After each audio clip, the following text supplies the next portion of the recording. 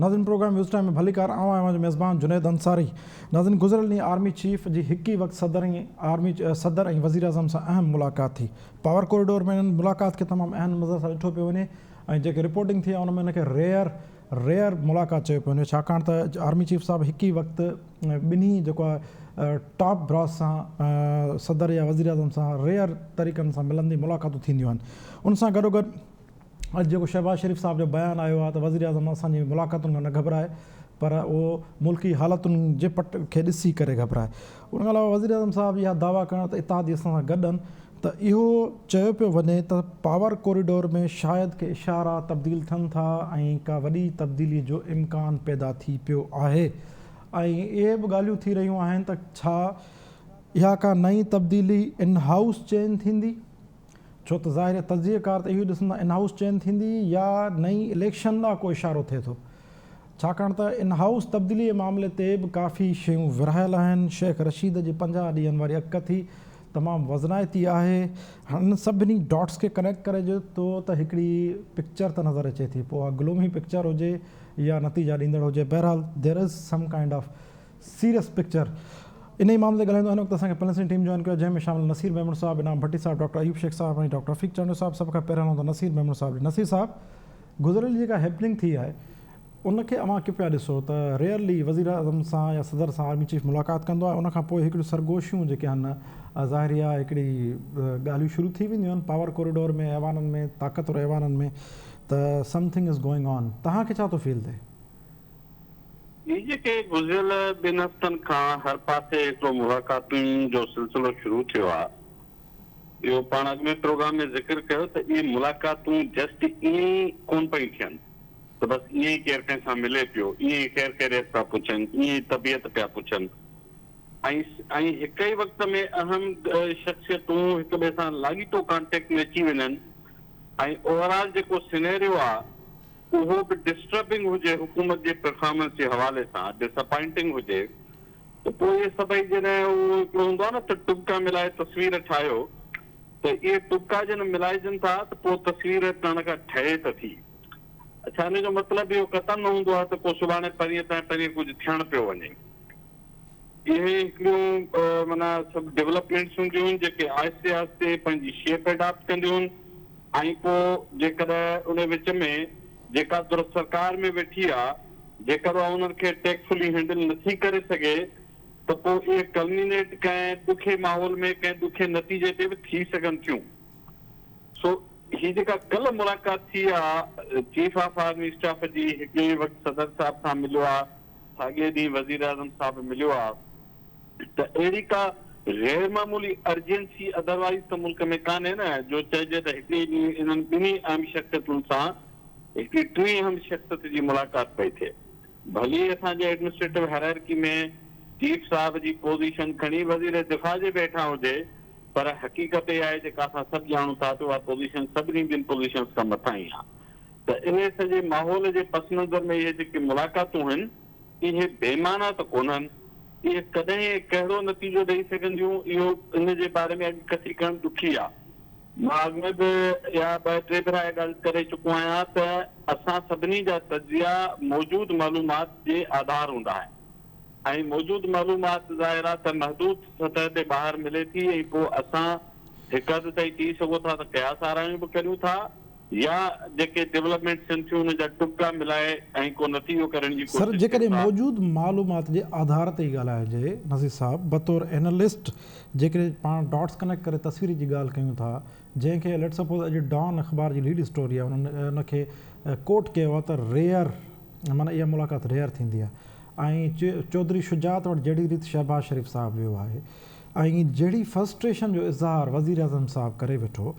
त पोइ का तस्वीर त नज़र अचे थी। हाणे उहे शयूं ईअं पाण मरादूं त कोन्हनि जीअं अवां कंक्लूजन कयो, जेका मौजूदु मालूमात ऐं जेका ॿाहिरि शयूं अचनि थियूं बग़ैर कंहिं कयास आरियूं या हाइपोथिसिस जे ॻाल्हि था कयूं, त लेट सपोज़ को नतीजो निकिरे थो त हाणे सुवालु इहो थो पैदा थिए त शयूं ऐं धुरियूं मां लफ़्ज़ रिपीट थो कयां, उहे विरहायल आहिनि इन हाउस चेन ते। कुझु धुरियुनि जो इहो ख़्यालु आहे त नई इलेक्शन थियणु घुरिजे। तव्हां सम्झो था त जेकॾहिं पावर कॉरिडोर में ख़ुदि इन मामले ते राय विरहायल आहे त त तव्हां अज्यूम छा कंदव मौजूदु मालूमात ऐं गिवन सर्कमस्टेंस जे आधार ते प्रीमेच्योरली तव्हांजी अज़म्पशन छा हूंदी त इन हाउस तब्दीली ॾांहुं शयूं वेंदियूं या नई इलेक्शन जो को सिनेरियो जुड़ी सघे थो? मूंखे मुंहिंजो सेंस थो थिए त हिन स्टेज ते हुकूमत जेका मुखालिफ़ दर में धुरियूं आहिनि उहे साल सवा जी हुकूमत जे लाइ हथ पेर न हणंदियूं, मूंखे नथो लॻे। हा, in house change J through हू इमरान ख़ान खे टफ टाइम ॾेई या एक्चुअली उन्हनि धुरियुनि खे मैसेज ॾियण जी कोशिशि कंदा हुजनि त ॾिसो पोइ असां वटि एतिरो पावर आहे जो असां बि हीअं करे सघूं था। ऐं बेसिकली ही सभु कुझु थी रहियो हूंदो ईंदड़ इलेक्शन जे लाइ के सर्टेन अंडरस्टैंडिंग सर्टेन बार्गेनिंग जे लाइ। साल जे इक़्तिदार लाइ कोन इहे धुरियूं एॾी वॾी गेम खेॾंदियूं। ऐं अहिड़े वक़्त में जॾहिं हालतूं एॾियूं इकोनॉमी ऐं ॿियनि हवालनि सां एतिरियूं ख़राब आहिनि जी जो इन्हनि खे साल त छा हाणे 5 साल में बि मैनेज करणु ॾुखियो थींदो। जी त मुंहिंजी अंडरस्टैंडिंग इहा आहे त हिन स्टेज ते का इमीडिएटली शयुनि में चेंज आणे इक़्तिदार वठण वारी ख़्वाहिश मुखालिफ़ दर खे टेक्निकली स्ट्रेटेजिकली सूट न कंदी। जी ऐं मोस्ट प्रोबेबली हुनजी बार्गेनिंग जी पॉइंट अल्टुगेदर नयूं चूंडूं थी सघनि थियूं ऐं फ्यूचर में चूंडूं कीअं थींदियूं वारो सवाल हुनजी ट्रांसपेरेंसी ऐं अणधुरियाप वारो सवाल हुन में डोमिनेट कंदो। जी इनाम भट्टी साहब, गुज़िरियल ॾींहुं जेका अहम मुलाक़ात थी, छाकाणि त गुज़िरियल ॾींहुं असां वटि बि हिकु इंतिहाई अहम मौज़ू हो त उन ते असां टच न कयोसीं। गुज़िरियल ॾींहुं 2 वॾियूं हैपनिंग्स थियूं। हिकिड़ी आहे मुलाक़ात तमामु वॾियूं थियूं आहिनि, उन सां गॾु वज़ीर आज़म साहिबु जेको हिकु भेरो ॿीहर सिंध खे क़ाइल करण लाइ अची रहियो आहे त कालाबाग डैम छो न ठाहिजे, उन ते त ॻाल्हायूं था नेक्स्ट क्वेश्चन में। त तव्हांजे ख़्याल में चौधरी शुजात सां जेका मुलाक़ात थी आहे शहबाज़ शरीफ़ जी, जंहिं मुलाक़ातुनि जो सिलसिलो जारी थियो आहे, वरी हीअ अहम मुलाक़ात थी आहे त इक़्तिदारी ऐवाननि मां छा का वॾी ख़बर अचण जी का उमेद पैदा थी पई आहे छा? तव्हांजो छा ख़्याल आहे? मूंखे लॻे थो जुनेद इहे जेके सभु मुलाक़ातूं थियनि थियूं पयूं इन जे पुठियां को न को ज़रूरु पस मंज़र या उन जे पुठियां जेको आहे सो को पेश मंज़र में जेके सूरत हाल तब्दील थिए थी पई मुल्की सियासी वायुमंडल जी, उहो ज़रूरु आहे। हिकिड़ो त इहा तमामु वॾी ब्रेक थ्रू आहे त चौधरी बिरादरान वटि शहबाज़ शरीफ़ गुलदस्तो खणी पहुतो आहे ऐं उन कंडीशन में जेका मुलाक़ात थी आहे उहा न सिर्फ़ु हींअर मौजूदा वक़्त में जेका का तब्दीली मुमकिन आहे उन जे लाइ बि कुझु थी सघे थो, पर मूंखे ईअं थो लॻे त ईंदड़ जेका इलेक्शन आहे उन में ॿिए चौधरी बिरादरान सां का अंडरस्टैंडिंग करण जे लाइ शहबाज़ शरीफ़ का तयारी कंदो हुजे। तव्हांखे यादि हूंदो अॻे बि जॾहिं इन हाउस तब्दीली जे लाइ ॻाल्हि हली पए त तॾहिं सभ खां पहिरीं हिकिड़ी शइ जेका थी उहा इहा थी त पंजाब जे अंदरि चयो इहो पियो वियो त चौधरी बिरादरान जी ख़्वाहिश आहे त उन्हनि खे जेकॾहिं पंजाब जी वॾी वज़ारत मिले ऐं नून लीग उन्हनि सां उहा का अहिड़ी एडजस्टमेंट करे त उहे शयूं मुमकिन न बणिजी सघियूं, जंहिंजे करे उन वक़्त में इहा सूरत हाल न जुड़ी। पर हाणे जॾहिं इहा मुलाक़ात थिए थी त इन मुलाक़ात खां पोइ इहो इन खे इम्कान खे रद्द नथो करे सघिजे त ईंदड़ वक़्त में बि हू पाण में इन्हनि शयुनि ते को मुआइदो करे सघनि था। ऐं हिन वक़्तु बि जेकॾहिं का हुननि खे मथां अहिड़ो गो थ्रू मिले थो ऐं जंहिंजी वरी जेका निशानदेही मीडिया जे through chief of army staff जे ॿिन्ही चीफ सां, प्रेसिडेंट सां ऐं प्राइम मिनिस्टर सां हिक ई ॾींहं में जेका मुलाक़ात आहे उन्हनि सां उनखे ॻंढिजे थो त आउं वरी सम्झां थो त जेका बि सूरत हाल जुड़े थी कुझु बि थी सघे थो, पर मामिलो किथे को घणो गड़बड़ ॾांहुं न वधी वञे। ऐं गड़बड़ मां मुंहिंजी मुराद इहा आहे त किथे को सूरत हाल अहिड़ी जुड़े जंहिंमें ही असेंबली बि वञे, ही ऐवान बि वञनि ऐं उन खां पोइ जी का सूरत हाल अहिड़ी थी वञे जंहिंमें इलेक्शन्स न हुजनि पर को वॾे 3-4 सालनि जे लाइ को ॿियो सेटअप हुजे, छाकाणि त उहो वरी आउं उनखे जेका ॿाहिरीं पाकिस्तान जे सरहदुनि खां ॿाहिरि जो जेको जुड़ंदड़ सूरत हाल आहे उन में जेका सीनारियो नज़र अचे थो त उन में माज़ी जी हिस्ट्री इहा थी ॿुधाए त जॾहिं बि का अहिड़ी तेज़ी सां का तब्दील थींदड़ सूरत हाल हूंदी आहे त उन में पाकिस्तान जे अंदरि इन सां गॾु रिलेटेड अहिड़ी तब्दीली बि ज़रूरी बणिजी पवंदी आहे जंहिंमें हिकिड़े अहिड़े। पर इनाम साहब, मां तव्हांखे कंक्लूजन मोड अची वियो, मां हिते ई सभु क्वेश्चन तव्हांखां कयां थो। तव्हांखे हिस्टोरिकल पर्सपेक्टिव में तव्हां जोड़ियो था शयुनि खे का वॾी तब्दीली, पर जेके ग्राउंड फैक्ट्स आहिनि ऐं जेके ग्राउंड रियलिटीज़ आहिनि ऐं रेशनलिटीज़ आहिनि उन जे आधार ते जेके माज़ी वारियूं तब्दीलियूं आहिनि उन लाइ त का गुंजाइश कान्हे, उहे बि अव्हां जे आॾो आहिनि। पोइ जेकॾहिं उन लाइ गुंजाइश कान्हे त पोइ को नओं को जेको आहे सेटअप, माना टर्किश मॉडल, बांग्लादेशी मॉडल, को सभिनि खे गॾाए करे साफ़ सुथरो को जुडिशरी जी पस मंज़र में को अहिड़े मॉडल जी तयारी थी सघे थी? तवील अरसे खां वठी करे हिकिड़ो जेका नब्ज़ चेक कंदा रहिया त क़ौमी हुकूमत, गॾियल हुकूमत ऐं अहिड़े क़िस्म जा जेके बि उहे हिकिड़ा फीलर्स जेके ॾिना विया ऐं जंहिं जी बुनियाद ते असीं बि सभु जेके तज्ज़िया निगार वेही करे उन्हनि ते ॻाल्हाईंदा आहियूं, शायदि उन्हनि खे बि हू असेस कंदा हुजनि त सोसाइटी कीअं थी ॾिसे ऐं तज्ज़िया निगार कीअं था ॾिसनि ऐं उनजो वापसि जेको आहे सो रिबाउंस छा थींदो, इहे सभु शयूं उन में ईअं थी सघे थो। मौजूदा वक़्त में उहो माना तव्हां डॉक्टर अयूब साहब मुस्कुराए थो, माना तव्हां क़बूल करे वठंदव हिनखे जेकॾहिं अचे थो को क़ौमी हुकूमत वारो मॉडल, माना तव्हांजी नब्ज़ हुननि पकड़े वरिती आहे त क़ौमी हुकूमत वारो मॉडल अचे, सभु वेहो, सभु क़बूल करे वठो। मुंहिंजे क़बूल न करण जो हिकिड़ो ई सिर्फ़ु सबबु थी सघे थो, उहो इहो आहे त जमहूरियत जॾहिं बि डीरेल थींदी आहे त उनजा नुक़सानात थींदा आहिनि ऐं इहो त ख़ुदि उन्हनि धुरियुनि खे सोचणु घुरिजे जेके हिन मौजूदा जमहूरी हुकूमत खे जेकॾहिं टाइम पूरो न करण ॾियण जे बजाए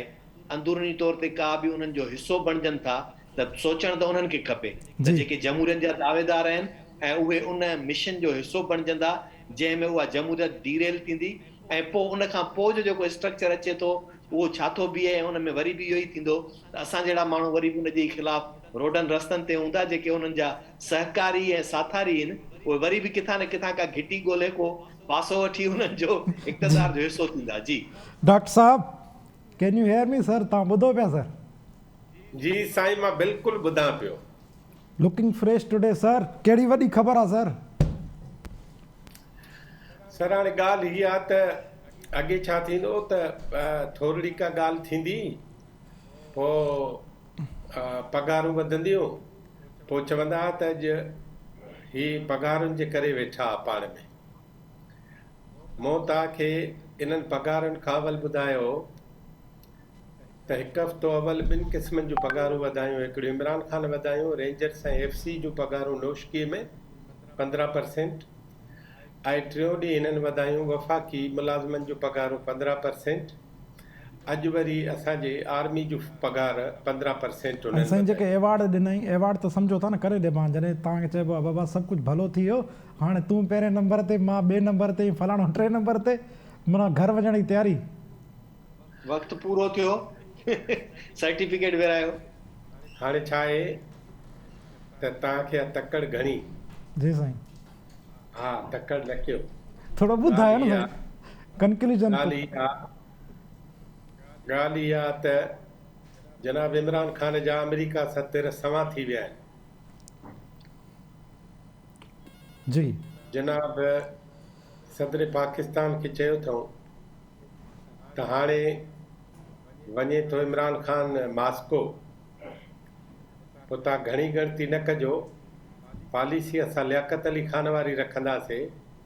ऐं मास्को वञण जो मतिलबु पॉलिसी में तब्दीली न आहे, पॉलिसी असांजी साॻी अमेरिकी हूंदी। पर आर्मी चीफ वञे थो अमेरिका,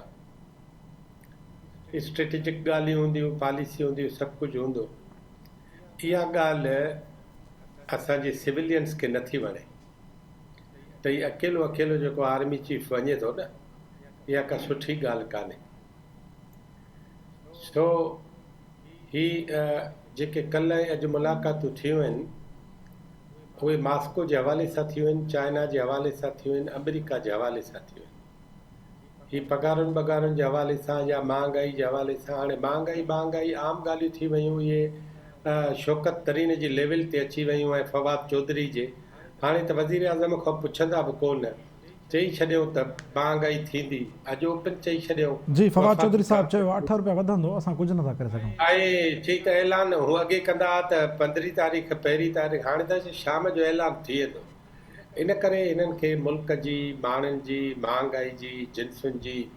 अॻिते वधण जी, पोइते हटण जी, स्ट्रेटजी ॿियो टियों, इहे सभु ॻाल्हियूं हाणे हिननि जे कम जूं ई न आहिनि। हाणे हिननि जी वॾे में वॾी कम जी ॻाल्हि हिकिड़ी आहे, उहा हीअ आहे त असां बचूं कीअं। आउं सम्झां थो त ही सॼी ॻाल्हि थी जेके 2 लॉन्ग मार्चिस आहिनि, उन्हनि लॉन्ग मार्चिस खे कीअं थियणु ॾिजे, इन्हनि लॉन्ग मार्चिस खे कंदे, थींदे, हलंदे इन्हनि ॿिन्ही खे कीअं बेअसर कजे, ही सॼियूं ॻाल्हियूं उन ते थियूं। ऐं इन्हनि ॿिन्ही लॉन्ग मार्चनि खे बेअसर करण जो हिकिड़ो वाज़े मतिलबु आहे त जंहिं नो कॉन्फिडेंस जे पासे शहबाज शरीफ़ या आसिफ अली ज़रदारी साहब वञनि उन नो कॉन्फिडेंस मूव खे कीअं बेअसर कजे।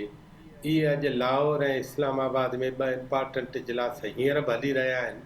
ऐं जी उन में सरकार ऐं सरकार जूं जेके हामी पार्टियूं आहिनि उन्हनि सभिनी इन क़िस्म जो इशारो उते ॾेई छॾियो आहे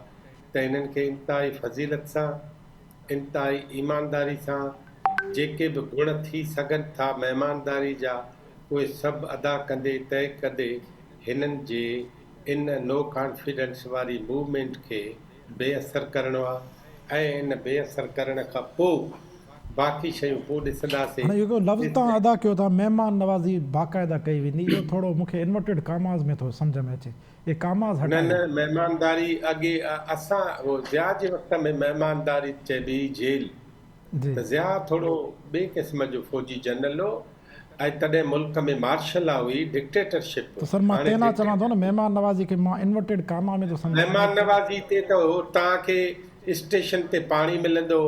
अवां रुगो तफ़सील ॾिसो न नवाज़ लीग ऐं पाकिस्तान पीपल्स पार्टी जे गाॾियुनि जो, जी त उन्हनि जेको पंहिंजे कारकुननि जे माना पूरा 12 ॾींहं 26 तारीख़ शाम खां वठी 12 तारीख़ 11 ताईं इस्लामाबाद पहुच ताईं 12 ॾींहंनि में जनाब बिलावल भुट्टो साहब 11 हंधनि ते स्टॉप थो करे जी ऐं उन्हनि 11 हंधनि ते स्टॉप ते हुन जा तमामु वॾा जलसा आहिनि। हिकिड़े टाइम खां पोइ तव्हांखे इहो महसूसु थींदो त ॼण त पाकिस्तान पीपल्स पार्टी राब्ता मुहिम ते निकितल आहे, उन जो नो कॉन्फिडेंस आहे ॼण त को बि कमु न वञे। ऐं तव्हांखे थोरे टाइम खां पोइ वरी इहा ॻाल्हि महसूसु थींदी त नवाज़ लीग ॼण त मुल्कगीर पार्टियुनि सां गॾु राब्ता मुहिम ते निकितल आहे ऐं जंहिंखे फॉर्मेट ठाहिणो आहे ईंदड़ हुकूमत जो, पर फौरी तौर ते तव्हांखे राब्तो करिणो आहे लोकल बॉडीज़ जे हवाले सां। इन करे मूंखे इन खां वधीक तव्हांखे अॼु ॿी ॻाल्हि ॿुधाइण जो वक़्तु कोन्हे। ओके, न ॿियो ॿी ॻाल्हि वरी वज़ीर आज़म साहब त पुछंदुसि तव्हां खां त उनखे ओचितो कालाबाग डैम छो यादि आहे। डॉक्टर रफ़ीक चंडो साहब, साईं तव्हां ॿुधी रहियो मूंखे? डॉक्टर साहब can you hear me sir? जी जी जी दा।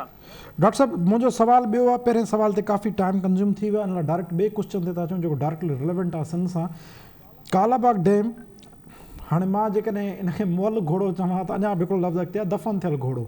माना बार बार छॾे फूके इनखे ॿाहिरि कढियो था अचनि ऐं तारीख़ गवाह आहे गुज़िरियल 20-25 सालनि जी, जंहिं इक़्तिदार जेको बि हुक्मरान इक़्तिदार में फेडरल गवर्नमेंट में वेठो आहे उनखे जॾहिं पंहिंजा पोयां ॾींहं ईंदा आहिनि त उहो कालाबाग डैम खे अची जहिड़ो कंदो आहे। तव्हांजे ख़्याल में वज़ीर आज़म साहब खे हिन टाइम ते कालाबाग डैम जहिड़े सेंसिटिव ऐं कंट्रोवर्शियल मौज़ू खे उथारण जी ज़रूरत छो पेश आई आहे? ऐं ॿियो इहो वज़ीर आज़म साहब कीअं क़ाइल करे सघंदो सिंध खे त कालाबाग डैम ते तव्हांखे क़ाइल थो कयां मां, न त तव्हां मुल्क दुश्मन जे हथां इस्तेमालु थियण जो ख़दशो आहे, छा चवंदव तव्हां हिन ते? ॾिसो जुनेद, कालाबाग डैम समेत ॿिया केतिरा ई इशूज़ आहिनि जेके सिंध पंजाब यानी इंटर प्रोविंशियल जेको पाकिस्तान सेटअप आहे उन में कॉन्फ्लिक्ट जो हिकिड़ो बुनियादी रिसोर्स आहिनि, हिकिड़ो सोर्स आहिनि।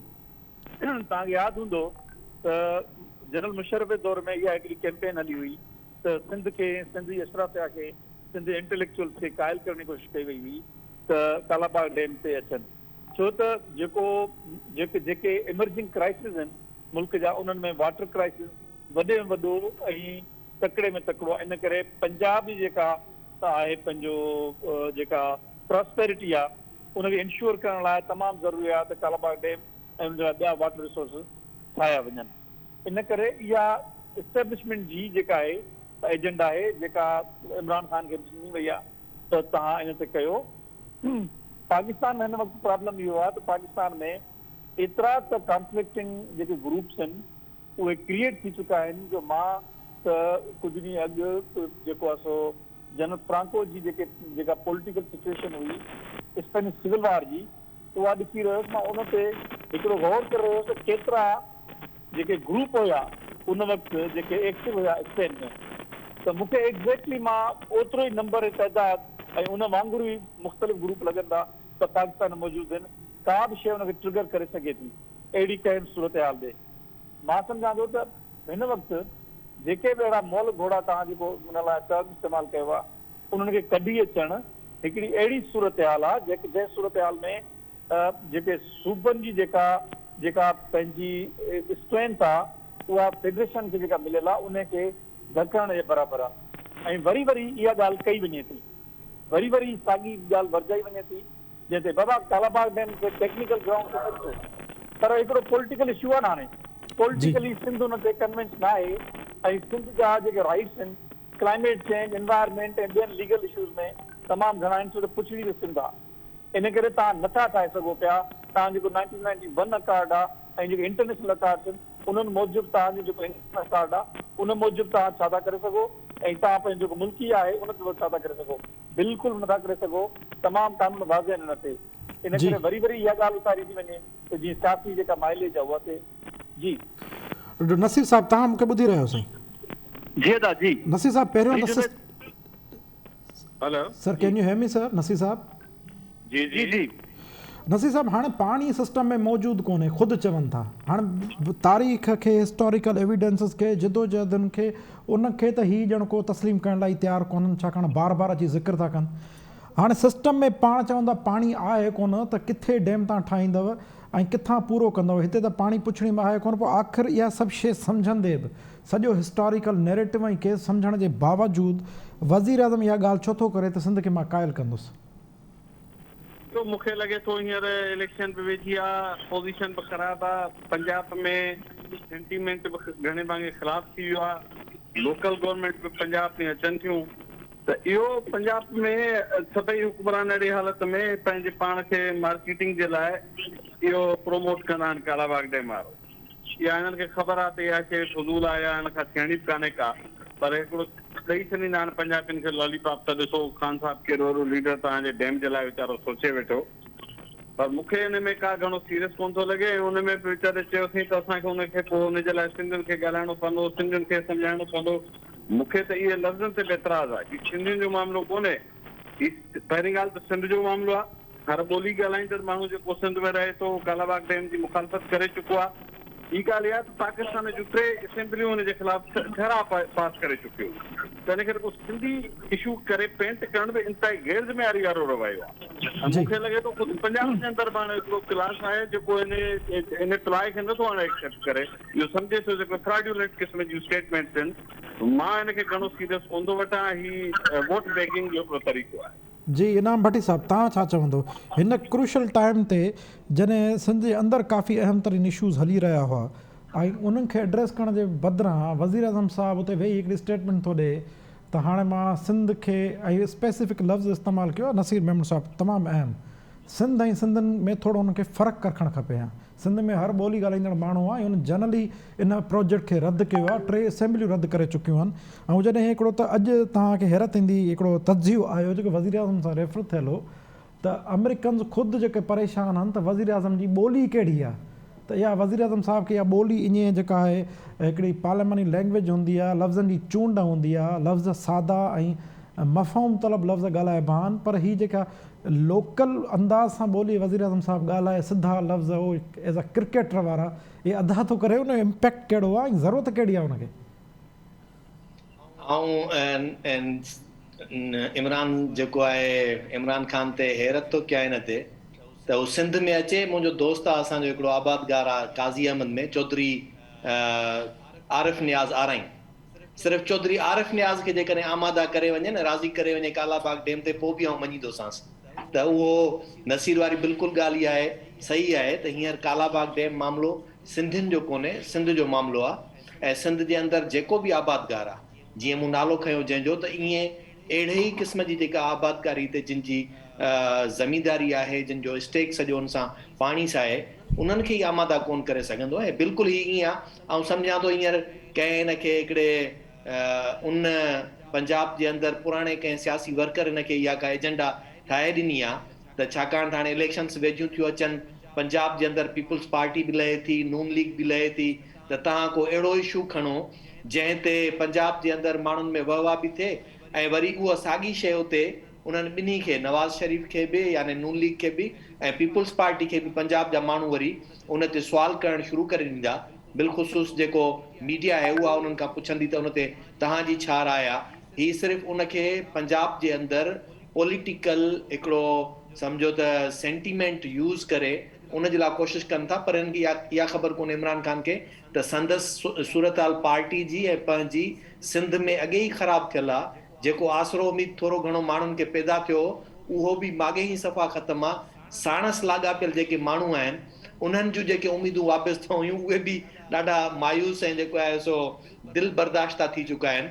ऐं वरी जेकॾहिं अहिड़ी सूरत हाल में हू इहो थो सोचे त सिंध जे माण्हुनि खे या सिंध अची करे हिन ते आमादा करण जी कोशिशि कंदो त कालाबाग डैम ठहे, त आउं सम्झां थो इहो वक़्त जो ज़ियान, सोचनि जो ज़ियान ऐं इन क़िस्म जी पॉलिटिकल मूवमेंट जे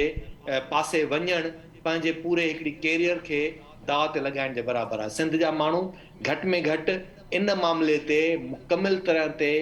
क्लियर, ट्रांसपेरेंट ऐं सफ़ा चिटा आहिनि त सिंध जो मसइलो पाणी जो जेको आहे उन में कंहिं बि तरह सां हू कालाबाग डैम खे क़बूल न कंदा। उन जो हिकिड़ो मुख्य सबबु इहो आहे त प्री पार्टीशन खां वठी करे जंहिं तरह सां पंजाब जे अंदरि कालाबाग डैम ते ज़ोर ॾिनो वञे थो उहो अॼु ॾींहं ताईं जेको कंटिन्यू आहे त उहो सिंध जा माण्हू बि हाणे सम्झी विया आहिनि त इन जे पुठियां असुल सबबु कहिड़ा आहिनि ऐं उहो असीं सम्झूं था त सिंध जे शहर सिंध जी ज़िंदगी ऐं मौत जो जेको सॼो बुनियादु आहे उहो सिंधू दरिया ते आहे ऐं सिंधू दरिया जो हींअर मौजूदु जेको ज़िंदगी ऐं मौत पंजाब खां हेठि जेको सिंध ॾे आहे उहो कालाबाग डैम ते। जेकॾहिं कालाबाग डैम ठहंदो त सम्झो त उन खां पोइ ही तव्हांजो जेको थल आहे यानी चोलिस्तान जेको आहे उन खां पोइ हेठि बाक़ी जी सिंध जेका हूंदी उहा वैरान ऐं बयाबान हूंदी। उहा ईअं थी वेंदी जीअं माज़ी में अॻे कंहिं ज़माने में चवनि था त रेगिस्तान थर वारो जेको आहे सिंध जो उन्हनि में मेहराणो ऐं हाकड़ो दरिया वहंदा, हाणे उते कुझु बि कोन्हे त पोइ बाक़ी हीअ सिंध बि ईअं ई थी वेंदी जीअं हींअर मौजूदु आहे थर रेगिस्तान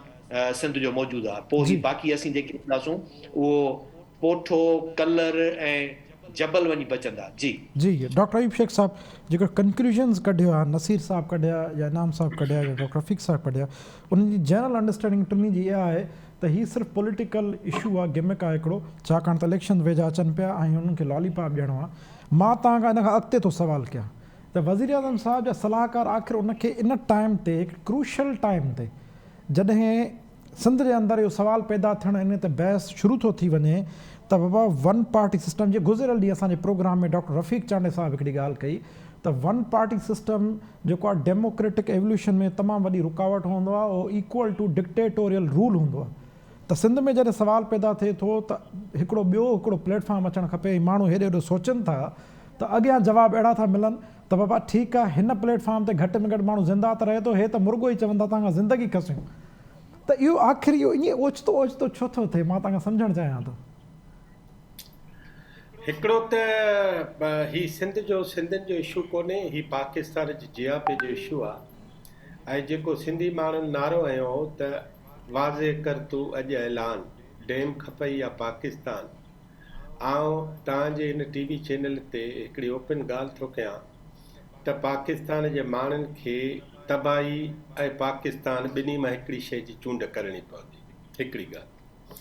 मूं कल्ह जनाब वज़ीर आज़म साहब जी प्रेस कॉन्फ्रेंस ॿुधी पे ऐं मूंखे हुन जी पहिरीं प्रेस कॉन्फ्रेंस यादि आई जंहिंमें जर्मनी ऐं जापान जूं सरहदूं गॾु कयूं आहिनि। सो कल्ह की प्रेस कॉन्फ्रेंस कमाल जी प्रेस कॉन्फ्रेंस आहे। उन में थो चए त मियां जेको कालाबाग डैम जंहिं हंध ते तजवीज़ थियो आहे एॾो त ख़ूबसूरत हंधु आहे, एॾो त आलीशान हंधु आहे, साइंटिफिकली एॾो प्रूवन हंधु आहे। आउं वज़ीर आज़म साहब खे थो चवां,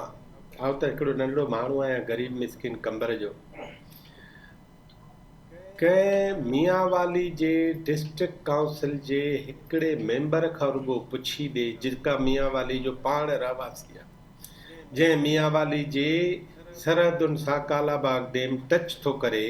ऐं कालाबाग डैम ठहण सां जेके पहिरियां शहर तबाह थींदा उन में मियांवाली ऐं नौशहरा हूंदो। मां त चवां रुगो मियांवाली जे डिस्ट्रिक्ट काउंसिल जे हिकिड़े मेंबर खां जेको पढ़ियल बि न हुजे उन खां पुछी ॾे त इन कालाबाग डैम जे ठहण सां मियांवाली बचंदो या न, त पोइ वज़ीर आज़म पंहिंजो करे हिसाब। ॿी ॻाल्हि जी ही हिनखे कुझु बि कोन बचो हाणे। ऐं ही अजायूं ॻाल्हियूं थो करे आउं तव्हांखे रिक्वेस्ट कंदुमि समूरनि पैनलिस्टनि खे ऐं जुनेद साहब खे ख़ासि करे जी त जेका टियों ॾींहुं जनाब मियां मनशा ऐं 10 ॾींहं जनाब मियां मनशा प्रेस ब्रीफिंग कई आहे, उन प्रेस ब्रीफिंग में कुझु बि चवण खां सवाइ हुन ॿुधाए छॾियो आहे त हीअ हुकूमत छो ख़तमु थियणु ज़रूरी आहे। उते इम्पोर्टेंट ॻाल्हि आहे, मां सम्झी वियुसि जेका ॻाल्हि तव्हां करणु चाहियो था। ऐं मियां मनशा को नंढो माण्हू कोन्हे ऐं इहे ॻाल्हियूं पाण मरादो कोन थींदियूं आहिनि, इहा बि ॻाल्हि असां सम्झूं था। ऐं न को छो त इहो ज़िक्र करणु या त असांजे मुल्क में कंहिंखे खुटीअ खाधो हुजे तॾहिं ज़िक्र कंदो, या त इजाज़त हूंदी तॾहिं ज़िक्र कंदो, केर बि ईअं कोन करे सघंदो। त तव्हां हिकिड़ो वन लाइनर मां तव्हांखां ज़रूरु पुछंदुसि,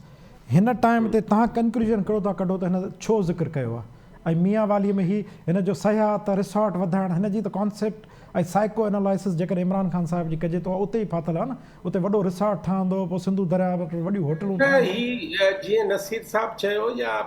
हू पंहिंजो इनाम साहब थो चवे न, त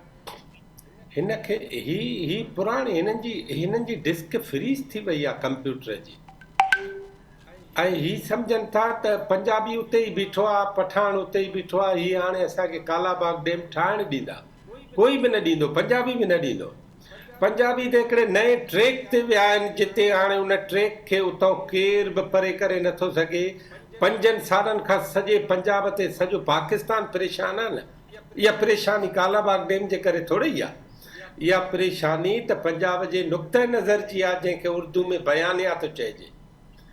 सो उन बयानिया खां पोइ कालाबाग डैम ये हाणे कुझु कोन थींदो, न खंजर चलेगा न तलवार इनसे, ये बाजू मेरे आजमाए हुए हैं, ये बाजू मेरे आजमाए हुए हैं। Bundle of thanks doctor Ayub Shaikh साहब, इनाम भट्टी साहब, नसीर मेमन साहब, डॉक्टर रफ़ीक चांडू साहब, तव्हां पंहिंजी क़ीमती राय खां असांखे आगाह कयो। नाज़रीन, प्रोग्राम टाइम पंहिंजी पुॼाणे पे पहुचे, पंहिंजे मेज़बान जुनेद अंसारी खे ॾींदा इजाज़त, सदाईं गॾु।